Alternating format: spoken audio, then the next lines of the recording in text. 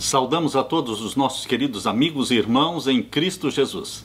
Seja bem-vindo ao estudo número 9 da lição da Escola Sabatina. Perdas.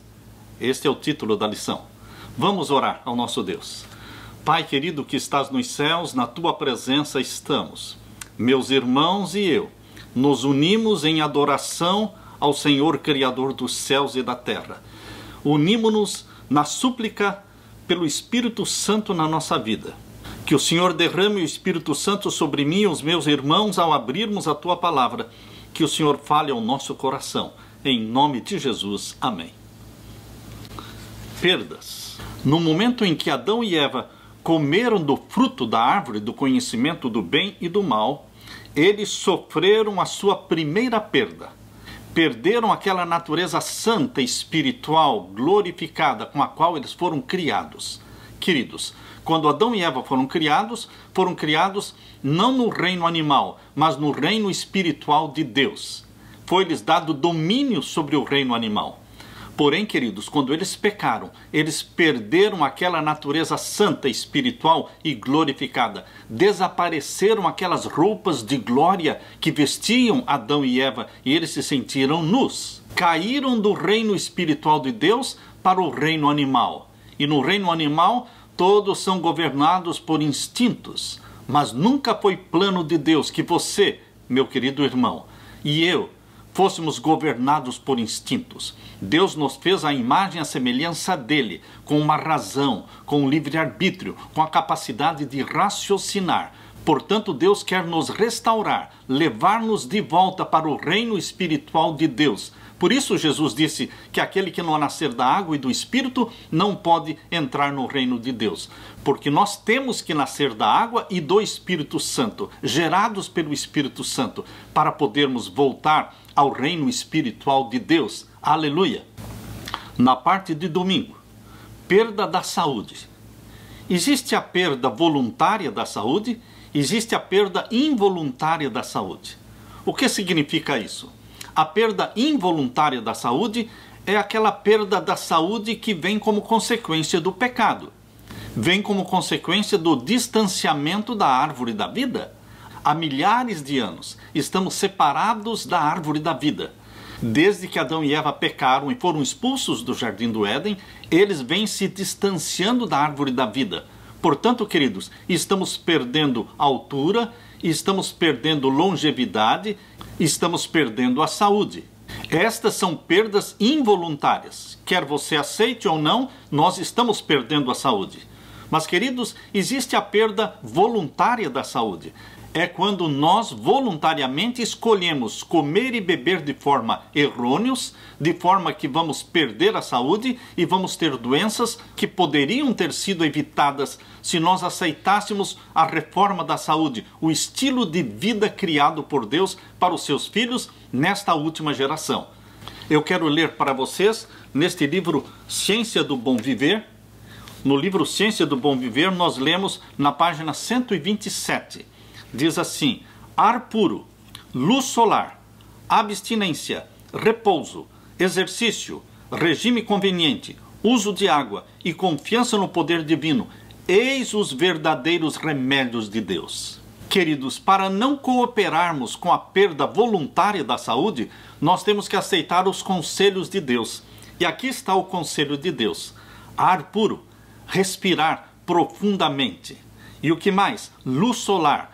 Expondo-nos diariamente, pelo menos 15 minutos, 30 minutos, à luz solar. E o que mais? Abstinência. Abstinência é não tocar, não provar aquilo que é prejudicial. Álcool, fumo, drogas, café. Isto requer abstinência. Mas aqui também diz repouso. Repouso significa dormir 8 horas cada noite, dormir cedo, levantar cedo e repousar as 24 horas sagradas do sábado, o 7º dia da semana. E o que mais? Exercício. Exercício físico. Mexa-se, movimente-se, pratique caminhadas diárias, porque está provado que o exercício físico exerce uma influência poderosa sobre a saúde. Fizeram um estudo onde chegaram à conclusão de que Pessoas que bebem e que fumam, mas que praticam exercícios diários, estão em melhores condições de saúde do que aqueles que são vegetarianos, mas não praticam exercício físico. Portanto, querido amigo, mexa-se, movimente-se. E o que mais? Regime conveniente. Regime conveniente diz respeito a comer e beber aquilo que Deus planejou para nós. Neste mesmo livro, Ciência do Bom Viver, na página 295, nós lemos que o nosso corpo é formado pela comida que ingerimos. Se nós comermos alimentos saudáveis, nós vamos ter bom sangue. E ter bom sangue é ter boa saúde. Ainda na mesma página 295, a fim de saber quais são os melhores alimentos, cumpre-nos estudar o plano original de Deus para o regime do homem. Aquele que criou o homem e lhe compreende as necessidades, designou a Adão o que devia comer. E Deus disse, em Gênesis 1, 29, eis que vos tenho dado toda a erva que dá semente, e toda árvore em que há fruto de árvore que dá semente, ser-vos-á para mantimento. Diz aqui na página 296, cereais, frutas, nozes e verduras constituem o regime dietético escolhido por nosso Criador. Que bênção! Deus nos ama, e o amor de Deus é expresso até mesmo neste regime recomendado pelo Senhor. Estes alimentos, preparados da maneira mais simples e natural possível, são os mais saudáveis e nutritivos. Proporcionam uma força, uma resistência e vigor intelectual que não são promovidos por uma alimentação mais complexa e estimulante. E na página 311 do livro Ciência do Bom Viver, diz que o regime indicado ao homem, no princípio, não compreendia o alimento animal. Deixem em paz os animais. Falando da experiência do povo de Deus durante os 40 anos no deserto, a serva de Deus está falando, Deus lhes proveu o alimento mais adaptado ao seu desígnio, não carne, mas o maná, o pão do céu. Foi unicamente devido ao seu descontentamento e murmuração em torno das panelas de carne do Egito que lhes foi concedido o alimento cárneo. E isto apenas por um pouco tempo. Seu uso trouxe doença e morte a milhares. Todavia, a restrição, ou seja, um regime sem carne, não foi nunca aceito de coração. Continuou a ser a causa de descontentamento e murmuração, franca ou secreta, e não ficou permanente. Na página 127, voltando para os 8 remédios naturais de Deus, o próximo é uso de água. Muita água. Não refrigerantes, não sucos, mas água. Água em abundância, fora das refeições. E o último remédio natural de Deus é confiança no poder divino. Queridos, se nós seguirmos este estilo de vida com os 8 remédios naturais, nós não vamos ter a perda voluntária da saúde. No mundo em que nós vivemos, existe a doença, porque existe o pecado. Existem doenças que nós contraímos somente porque vivemos num mundo de pecado, mas não tivemos participação nelas. A Bíblia deixa muito clara a relação entre doença e pecado, mas a Bíblia também deixa muito claro que Jesus Cristo é aquele que cura. Lemos em Marcos capítulo 5, versos 22 a 24, a experiência de Jairo. A filha de Jairo morreu. Jesus disse que ela estava dormindo, porque para Jesus e para a Bíblia, a morte é um sono inconsciente, que pode ser despertado pela voz de Jesus. E Jesus Cristo a ressuscitou. Temos também a experiência da mulher cananeia, em Mateus capítulo 15, versos 22 a 28, cuja filha estava possuída pelo demônio. Ela foi curada, ela foi libertada. Jesus é aquele que ressuscita os mortos, Jesus Cristo é aquele que expulsa os demônios, Jesus Cristo é aquele que cura as doenças. Lemos também em Lucas capítulo 4 e o verso 38 e 39, quando Jesus Cristo entrou na casa de Pedro. Percebeu que ali estava a sogra de Pedro com febre, estava enferma. Jesus Cristo impôs as mãos sobre a sogra de Pedro e a curou. Queridos, a Bíblia deixa claro que Jesus Cristo é a cura. Hoje nós corremos o risco de pensar que a cura está nos remédios, nas pílulas. Mas, queridos, nós temos que entender que, embora devamos usar os remédios, mas temos que entender que a fonte da cura sempre foi e sempre será Jesus. É Ele quem cura. Em João capítulo 4, versos 46 a 54, conta a história de um alto funcionário público, cujo filho estava enfermo, e veio até Jesus pedindo que ele fosse até a casa dele para curar o seu filho. Mas Jesus Cristo respondeu para este alto funcionário público, dizendo em João capítulo 4 e o verso 50, disse-lhe Jesus, vai, o teu filho vive. E o homem creu na palavra que Jesus lhe disse e foi-se.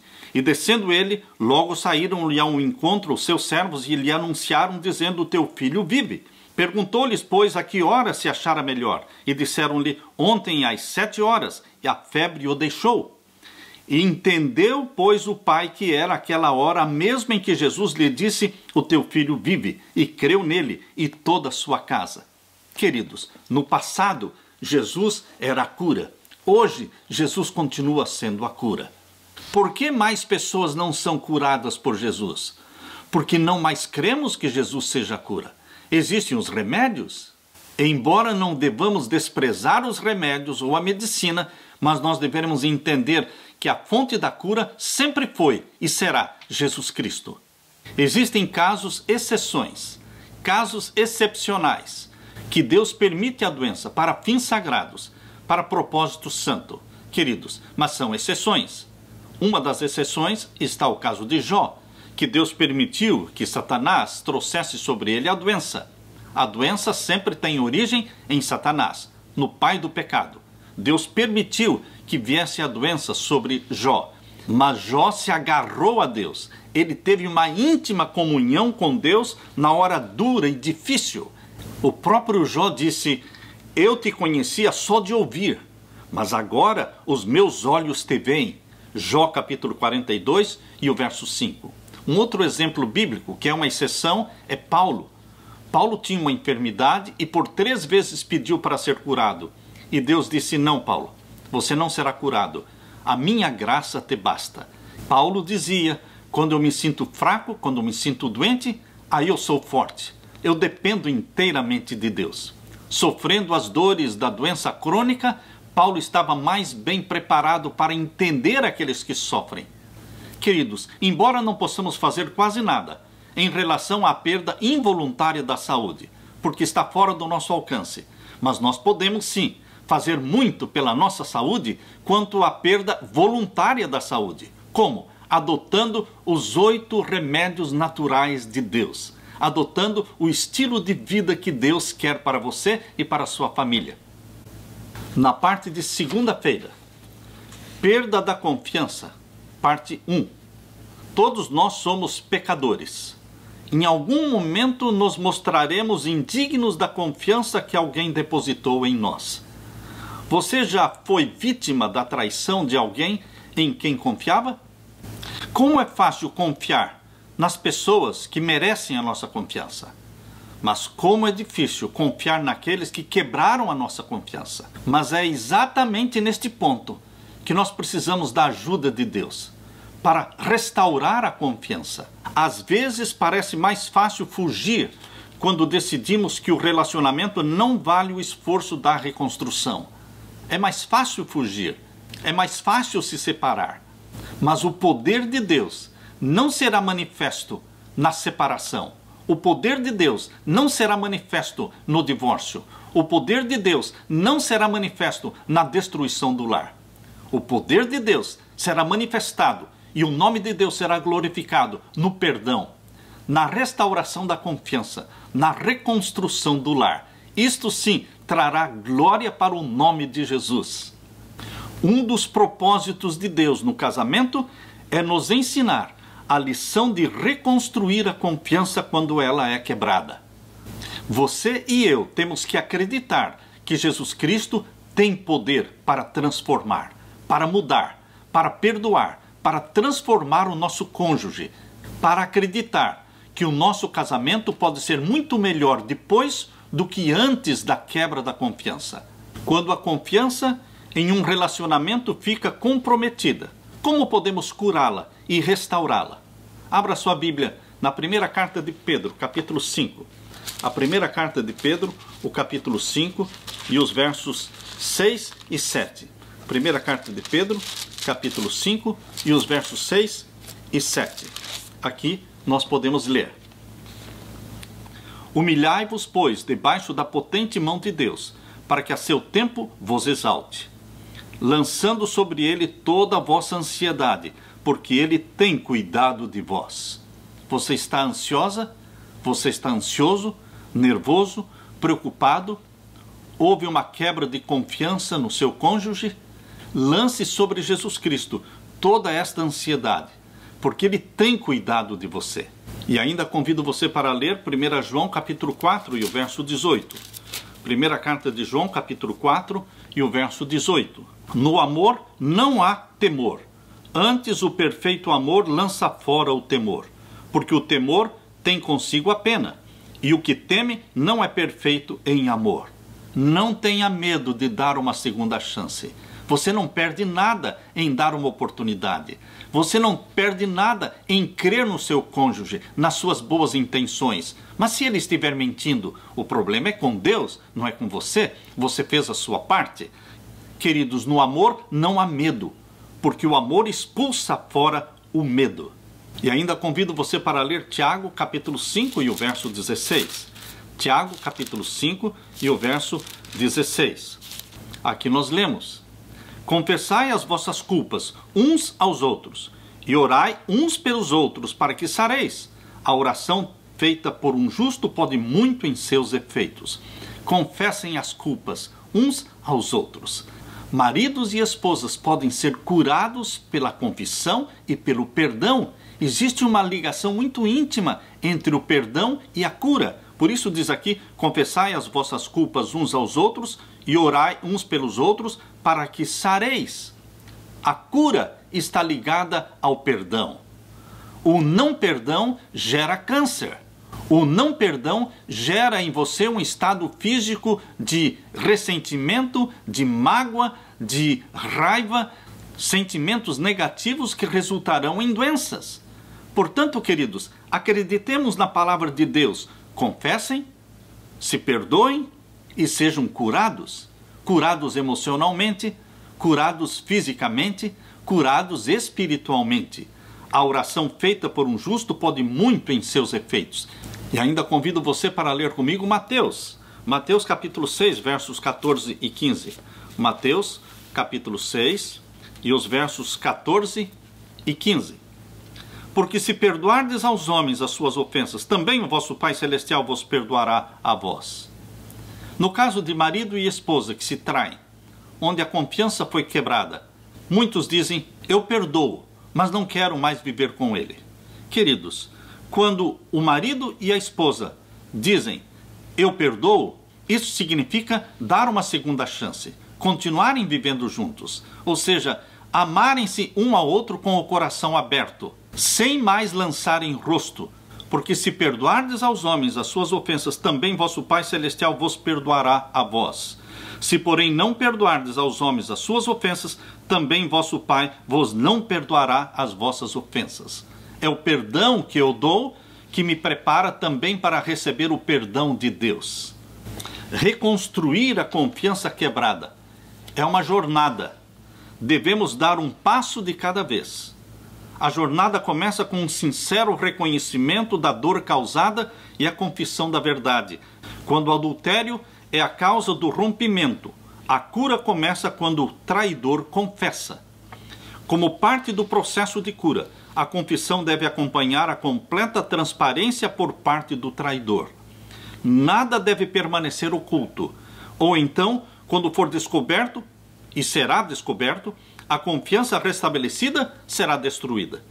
E quando a confiança é quebrada uma segunda vez, torna-se ainda mais difícil restaurá-la.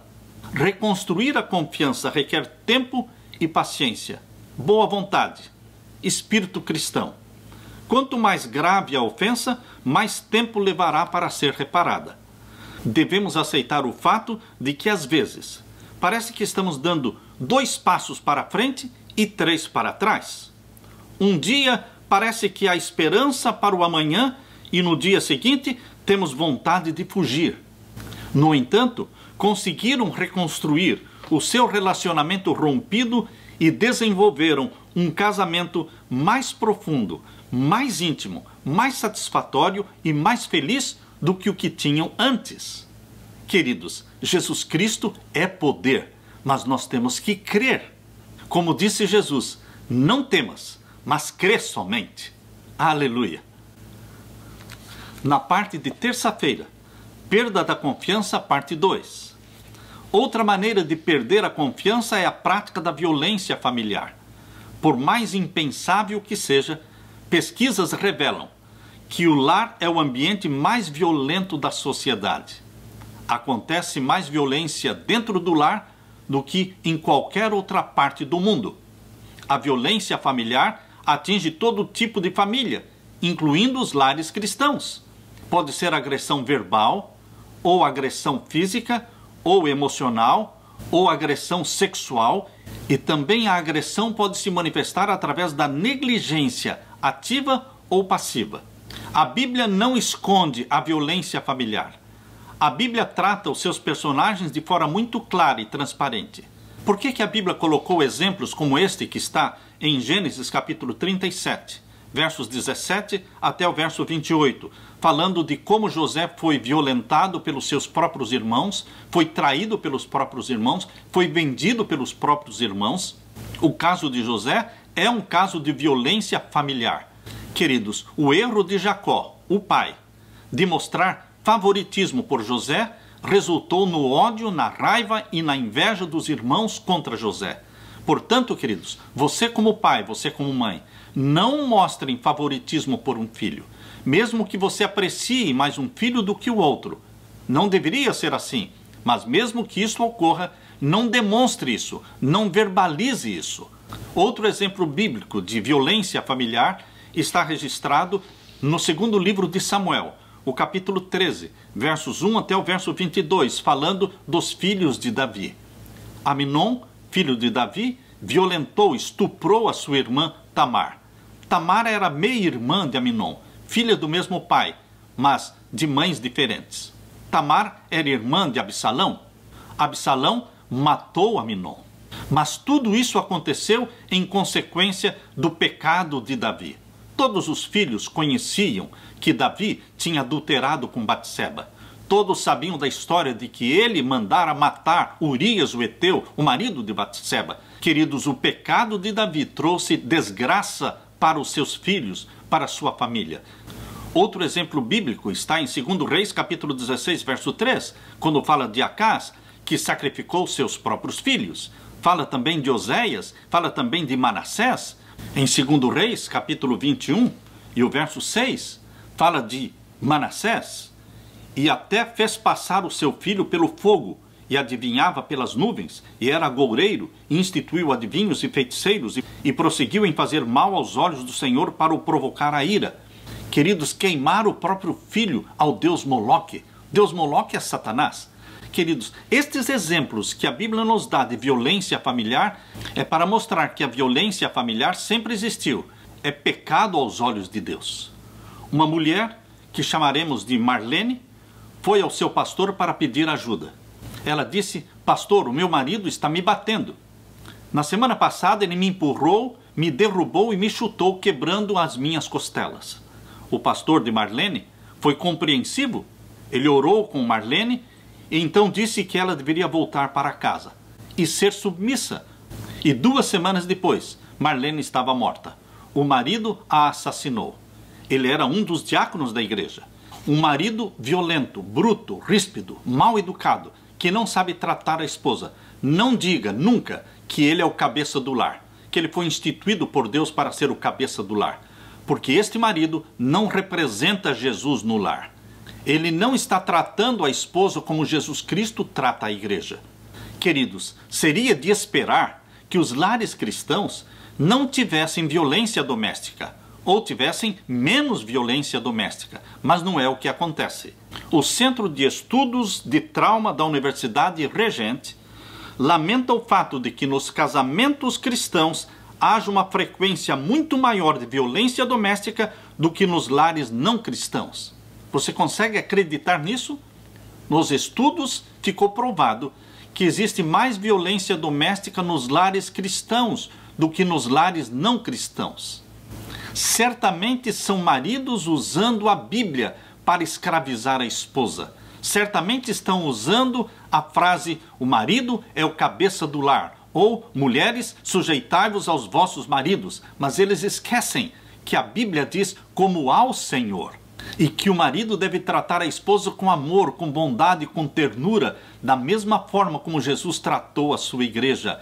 O marido deve estar disposto a morrer pela esposa, mas não espancá-la, não escravizá-la, não tirar a vida da esposa. Queridos, todas as pesquisas mostram que os abusos e violências ocorrem mais dentro dos lares. Abusos cometidos pelos pais, pelas mães, abusos cometidos pelos avós, por tios ou tias. É exatamente ali onde você menos espera que ocorrem os maiores abusos. E uma das razões é o silêncio. As pessoas ficam em silêncio, sofrendo em silêncio. Filhos que são abusados pelos próprios pais ficam em silêncio. Esposas que são maltratadas e são agredidas pelos maridos ficam em silêncio. Queridos, o silêncio não vai resolver. Nós temos que pedir ajuda de profissionais, temos que pedir ajuda de Deus, temos que pedir ajuda do pastor, temos que expor para pessoas profissionais que vão nos ajudar a resolver os problemas de abusos e violências dentro do nosso lar. Assim como a Bíblia foi transparente ao relatar os casos de abusos dentro das famílias, nós também devemos ser transparentes ao tratar dos abusos que ocorrem dentro das nossas famílias. Na parte de quarta-feira, perda da liberdade. Queridos, a perda da liberdade vem através dos vícios, vem através das dependências. Vícios que criam dependências têm sido uma poderosa arma nas mãos de Satanás para escravizar os filhos e filhas de Deus.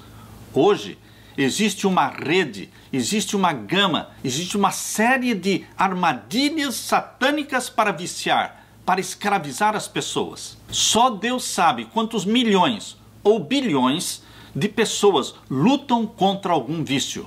O vício é um problema para todos, não apenas para o viciado.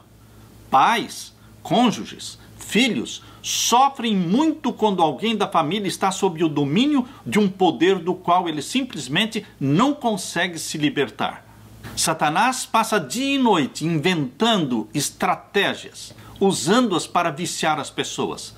As drogas. Sempre estão surgindo drogas novas. Drogas como maconha, como cocaína, como o crack. Drogas como anfetaminas. Drogas que criam dependência, que viciam. Satanás usa poderosamente o álcool em suas diversas formas. Satanás também usa o fumo. Satanás usa também o café. O café vicia profundamente. Não somente o café, mas todas as bebidas cafeinizadas. Satanás usa também os videogames que viciam. Satanás usa também os iPhones, os iPads que viciam as crianças, viciam os adultos. Satanás usa os jogos de azar. Satanás usa a pornografia, a internet, o sexo virtual. Satanás usa poderosamente a masturbação para escravizar homens e mulheres. E podem crer, meus queridos, não pode existir libertação sem Jesus. A libertação contínua depende sim de uma contínua dependência de Jesus. A libertação contínua de qualquer um desses vícios dependerá de uma comunhão contínua com Jesus Cristo. Satanás tem usado até mesmo alimentos que criam dependência. O vício é algo que nós, por nós mesmos, somos incapazes de parar, mesmo sabendo que estamos sendo prejudicados. Pedro explica isso nas palavras bíblicas que estão em 2 Pedro. Abra sua Bíblia. Em 2 Pedro, capítulo 2, verso 19. Ali diz: prometendo-lhes liberdade. Eles mesmos são escravos da corrupção, pois o homem é escravo daquilo que o domina. Qualquer coisa que o domina, você é escravo disso. Seja da televisão, seja da internet, seja do seu iPhone, seja dos videogames, seja da masturbação, seja do sexo virtual, da pornografia, seja de alimentos sobre os quais você não consegue ter domínio, você é escravo de qualquer coisa que o domine. A única solução duradoura para o problema do pecado e do vício é receber um novo coração cada dia. Não é receber um novo coração uma vez na vida. eu aceitei a Jesus como meu Salvador. Isso aconteceu uma vez na sua vida. Não, queridos. O segredo da vitória contínua, o segredo da libertação contínua, é uma entrega contínua, diária a Jesus Cristo. Entregar o nosso coração a Ele. Confessarmos a Ele os nossos pecados. Termos comunhão diária com Jesus Cristo. Diariamente dizermos: Senhor Jesus, em mim mesmo eu não tenho poder para vencer este vício. Ontem eu não bebi. Ontem eu não fumei. Ontem eu não fiz isso. Ontem eu não fiz aquilo. Mas hoje, querido Deus, eu preciso de novo suprimento da Tua graça. Eu preciso de um novo batismo do Espírito Santo nesta manhã, para que hoje eu também seja liberto. A libertação contínua depende de uma dependência contínua de Jesus. Em Gálatas capítulo 5, verso 24, nós lemos: os que são de Cristo Jesus crucificaram a carne. Ou seja, crucificaram a natureza carnal com as suas paixões e concupiscências. Em Cristo Jesus, nós crucificamos os nossos maus desejos. Os desejos e as paixões da nossa natureza carnal precisam ser crucificados. Por isso Jesus diz que cada um tem uma cruz. Não pense que você tem que carregar a cruz de Jesus. Não. A cruz de Jesus, Ele carregou. Mas Jesus diz que você tem uma cruz para carregar. Não a dele, a sua própria cruz.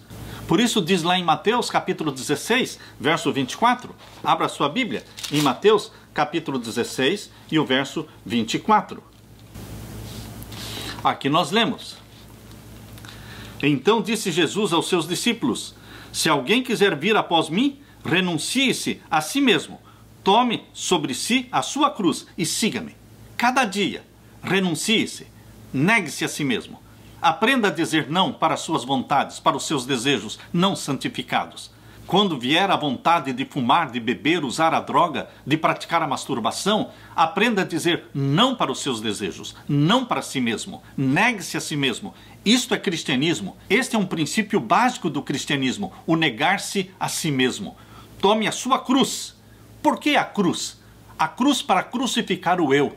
Em cada coração, meus queridos, existe uma cruz e existe um trono.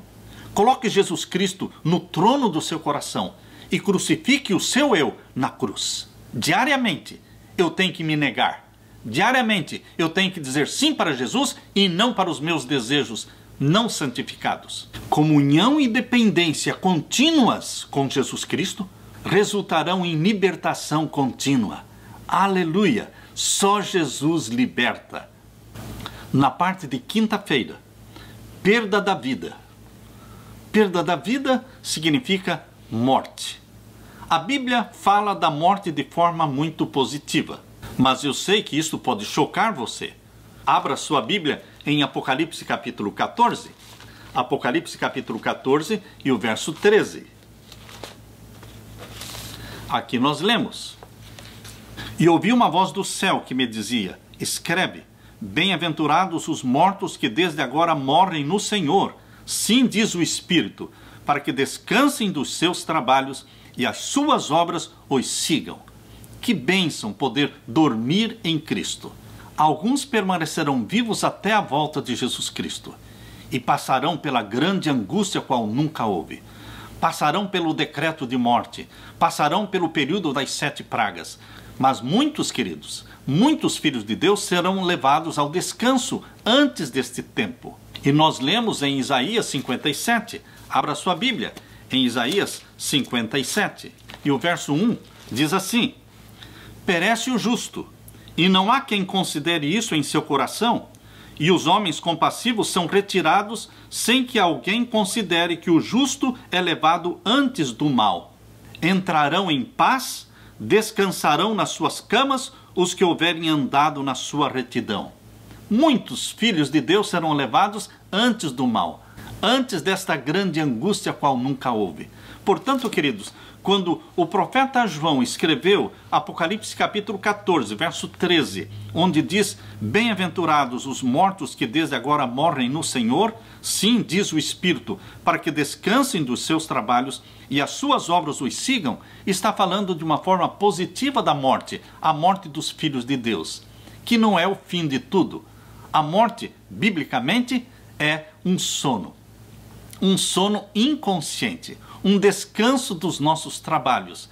E nós estaremos esperando inconscientemente, através do sono ou da morte, a volta de Jesus.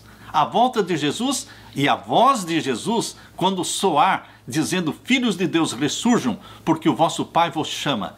Queridos, a morte na Bíblia é um sono inconsciente, aguardando a segunda vinda de Jesus Cristo, quando seremos ressuscitados e imortais, glorificados, perfeitos, para sermos arrebatados para o céu.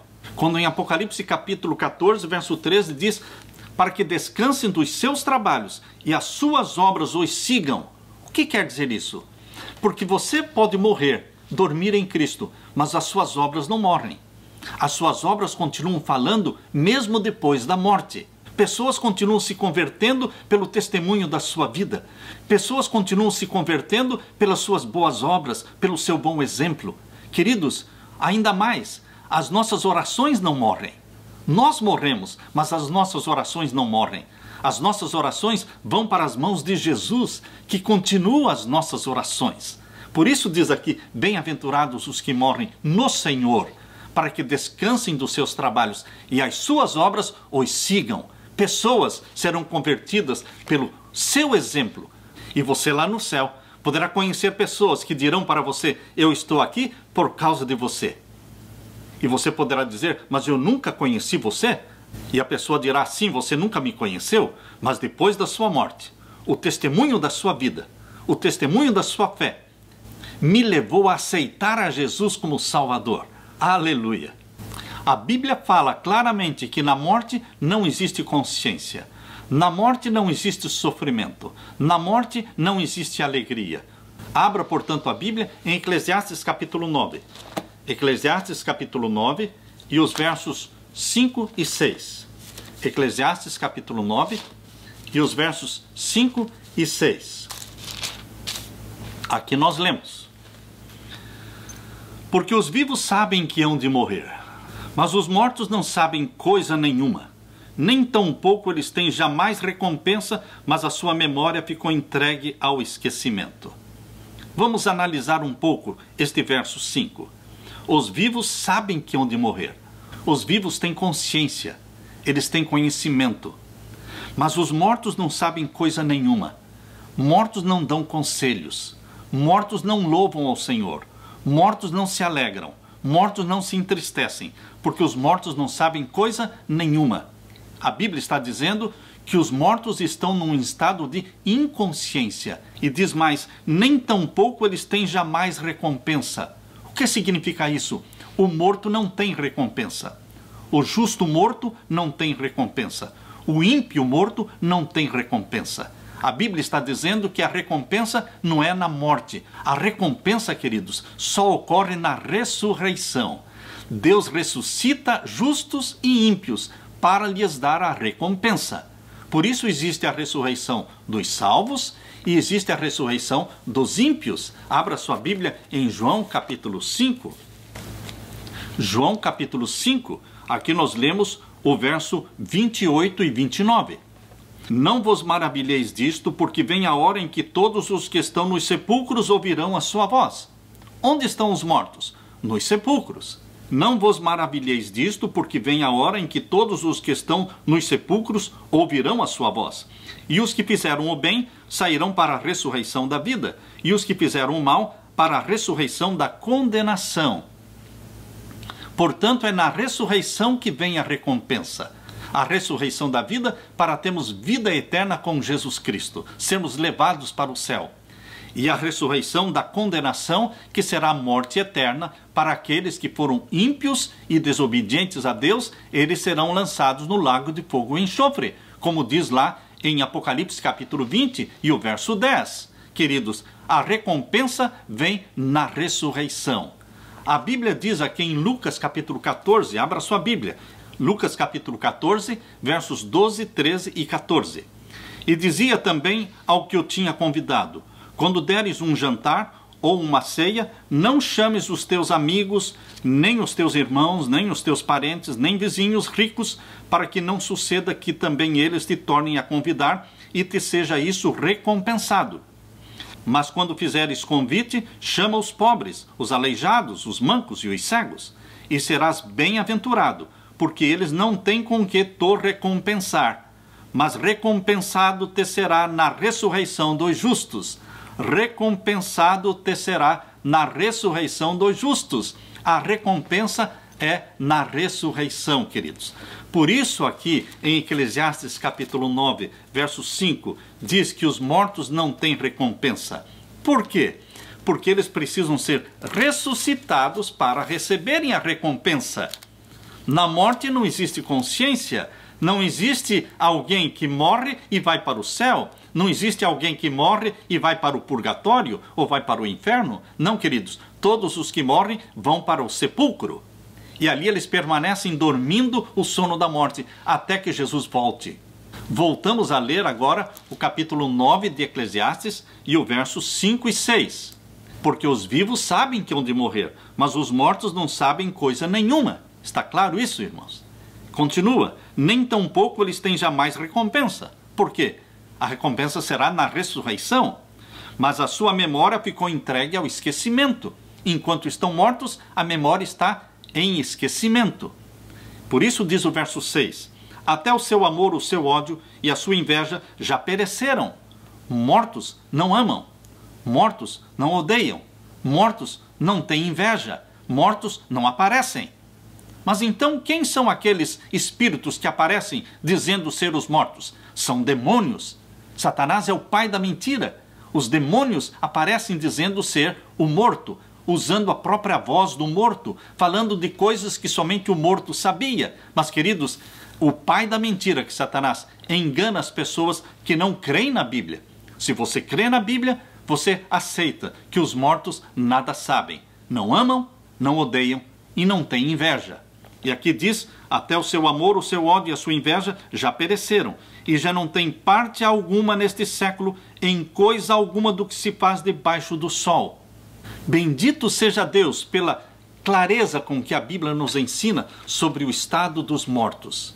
Mas nós, queridos, que cremos na palavra de Deus e estamos esperando a segunda vinda de Jesus Cristo, nós temos alegria no nosso coração, porque na segunda vinda de Jesus, a morte será vencida. O último inimigo a ser vencido é a morte. E como é que Jesus Cristo vence a morte? Jesus Cristo venceu a morte quando ele mesmo ressuscitou do túmulo. Ele deixou o túmulo vazio, a sepultura aberta, e ele proclamou sobre o túmulo aberto, eu sou a ressurreição e a vida, e aquele que crê em mim, ainda que morra, eu o ressuscitarei. Cristo venceu a morte, e Cristo vai vencer a morte. A morte é o último inimigo a ser vencido quando Jesus Cristo voltar. Ele ressuscita os salvos, e ele vence a morte. A morte não tem poder sobre os filhos de Deus que foram comprados pelo sangue de Jesus. Abra sua Bíblia. Na primeira carta de Paulo aos Coríntios, capítulo 15. Primeira carta de Paulo aos Coríntios, capítulo 15. Aqui nós vamos ler sobre a morte e a bendita esperança da ressurreição. Primeira carta de Paulo aos Coríntios, capítulo 15 e o verso 51 em diante. Eis aqui vos digo um mistério. Na verdade, nem todos dormiremos, mas todos seremos transformados. Está percebendo que a Bíblia chama de a morte de um sono? Nem todos dormiremos. Para Jesus Cristo, quando Lázaro morreu, lá em João capítulo 11, Jesus Cristo disse para os discípulos, Lázaro está dormindo. E os discípulos acharam que ele estava falando do sono normal. E então Jesus Cristo explicou, Lázaro está morto. Por que Jesus primeiro disse Lázaro dorme? E depois Jesus Cristo disse Lázaro está morto? Queridos, para Jesus e para a Bíblia, a morte é um sono. Só que é um sono que pode ser despertado somente pela voz de Jesus Cristo. E aqui diz na primeira carta aos Coríntios, capítulo 15, verso 51, eis aqui vos digo um mistério. Na verdade, nem todos dormiremos, mas todos seremos transformados. No momento, no abrir e fechar de olhos, ante a última trombeta, porque a trombeta soará, e os mortos ressuscitarão incorruptíveis, e nós seremos transformados. Nós, os que estivermos vivos, seremos transformados no abrir e fechar de olhos, de mortais para imortais, recebendo um corpo glorificado. E os que estiverem mortos serão ressuscitados, já imortais, já glorificados. E o verso 53. Porque convém que isto que é corruptível se revista da incorruptibilidade, e que isto que é mortal se revista da imortalidade. E quando isto que é corruptível se revestir da incorruptibilidade, e isto que é mortal se revestir da imortalidade, então cumprir-se a palavra que está escrita: tragada foi a morte na vitória. É a vitória sobre a morte. A ressurreição dos filhos de Deus é a vitória sobre a morte. Por isso diz o verso 55, onde está, ó morte, o teu aguilhão? Onde está, ó morte, a tua vitória? E o verso 57, mas graças a Deus que nos dá a vitória por nosso Senhor Jesus Cristo. Jesus Cristo é aquele que cura as doenças. Jesus Cristo é aquele que reconcilia os casais. Jesus Cristo é aquele que ressuscita os mortos. Jesus Cristo é aquele que dá a vitória para você. Mas graças a Deus que nos dá a vitória por nosso Senhor Jesus Cristo. Não tenha uma mente de perdedor, meu querido irmão. Mente de perdedor são aqueles que dizem: eu não posso, eu não consigo, eu não venço, eu sou um fracassado. Levante a sua cabeça, olhe para o céu, olhe para Jesus Cristo, clame por este nome santo e poderoso que é Jesus Cristo e diga: em Jesus Cristo sou mais do que vencedor, posso todas as coisas naquele que me fortalece, porque Jesus nos dá mente de vitoriosos, mente de vencedores. Por isso que o Apocalipse repete vez após vez: ao que vencer, lhe darei isso, ao que vencer, lhe darei aquilo, ao vencedor. Queridos, Deus quer dar para você uma mente de vencedor. Portanto, pare de falar: eu não posso deixar de pecar, eu não posso deixar de praticar este pecado. Diga em nome de Jesus Cristo: eu não mais voltarei a pecar este pecado. Em nome de Jesus Cristo, estou liberto das drogas. Em nome de Jesus Cristo, estou liberto da violência familiar. Porque a palavra de Deus diz: conhecereis a verdade, e a verdade vos libertará. A verdade que liberta é Jesus. Ele nos dá libertação contínua. Mas para esta libertação contínua, você precisa ter também dependência contínua de Jesus. Dependência diária de Jesus Cristo. Que o seu coração, meu querido irmão, seja confortado com esta promessa de libertação contínua. Desta promessa de vitória, mente de vencedor, em nome de Jesus Cristo, pelo poder de Jesus Cristo e para a glória de Jesus Cristo. Esta é a minha oração. Amém.